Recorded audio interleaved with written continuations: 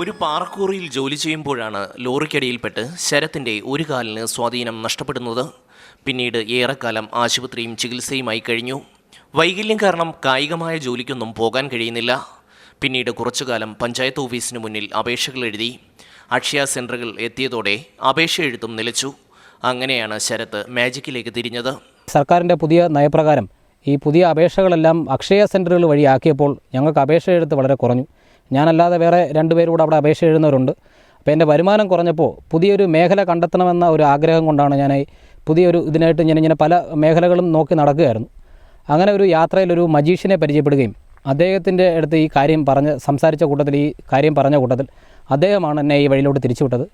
കോട്ടയം സ്വദേശിയായ ജയദേവാണ് ശരത്തിനെ മാജിക്ക് പഠിപ്പിക്കുന്നത്.